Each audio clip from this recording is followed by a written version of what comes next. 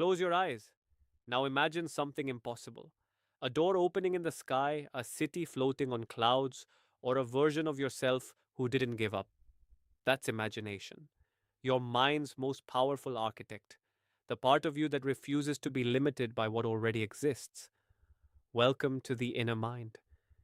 In today's episode, we explore the inner architect, the one who designs, dreams, and dares to create new possibilities out of silence.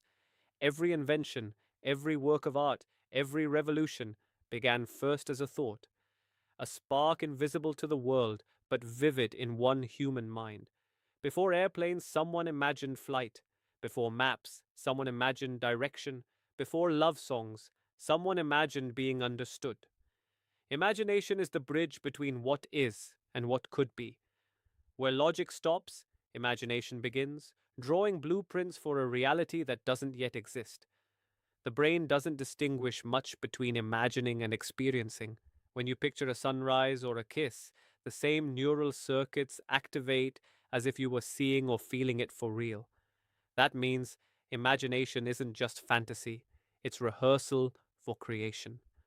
Once, there was a man who built a lighthouse that never touched the sea. People called him foolish. "What use is a lighthouse?" they said, "if there are no ships to see it?" The man smiled. "One day," he replied, "ships will come."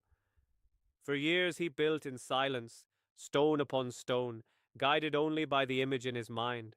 When at last the structure was finished, the sea began to rise, and sure enough the ships found their way home by his light. That's imagination, seeing what others cannot yet see, and staying faithful to the invisible until it becomes real. Neuroscientists call imagination a network, the default mode network. It's the part of the brain active when we daydream, tell stories, or simulate futures. In those silent seconds when your mind drifts, it's not being idle, it's building worlds. Imagination stitches information, memory, and desire into patterns of possibility. It's how the subconscious communicates, not in words, but in images. When Einstein said, "Imagination is more important than knowledge," he wasn't being poetic. He was describing evolution, the very way nature creates something new, by first allowing randomness, curiosity, and wonder. But imagination isn't only for inventors or artists. It's how we build ourselves. Every time you picture the person you want to become, you lay a brick in that direction. Every time you visualize peace, growth, or kindness, you're training your mind to recognize those qualities in the world. The subconscious takes images as instructions. So, when you imagine with clarity, you're not escaping reality, you're shaping it. The key is not wishful thinking, but emotional alignment, seeing your vision clearly and feeling it as true. That's when imagination stops being fiction and becomes blueprint. Inside you lives both an artist and a builder.